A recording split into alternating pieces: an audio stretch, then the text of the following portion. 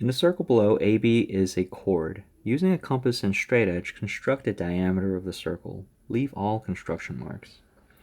The app that I'm currently using does not have a virtual straight edge and compass, so what I'm going to do is I'm going to narrate the various steps needed, and I'm also going to be drawing the various markings that would resemble what a compass and straight edge marking would look like.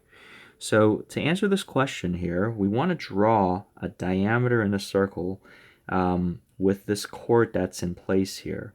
One property that you should be familiar with, or not property, but a circle theorem that you should be familiar with, is that the perpendicular bisector to a chord, that line will always intersect with the diameter.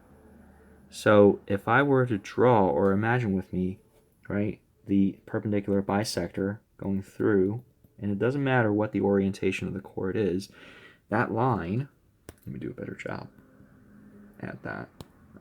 That line is always going to intersect the center.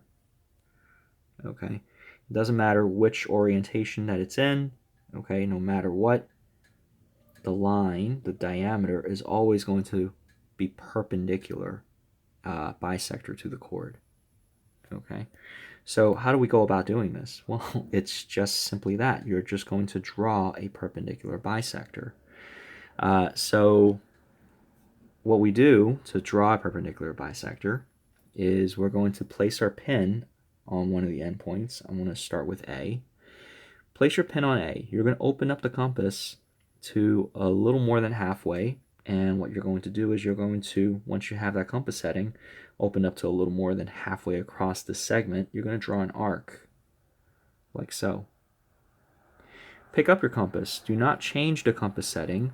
Do not make it smaller or any bigger. Okay, you're going to place your pin on B. And what you're going to do is you're going to make a very similar marking but going in the other direction. The intersection of these two arcs will form the line that is the perpendicular bisector. So if I draw this line going through, let me do a better job at that. The line is going to look like this.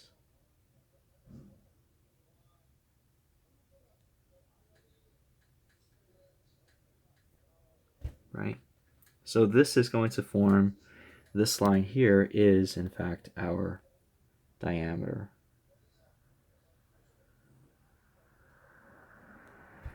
And why is that? Well, that's because, again, this is just to explain some of the logic. In blue over here, you can see that the distance from the points on the perpendicular bisectors of point B, that is going to be equidistant to point A. And all of these points are going to be equidistant, right? So in other words, the center here, okay, there's going to be one point here, that's going to be the center of the circle, where the distance from the center to either endpoints there, that's going to be the radius of the circle.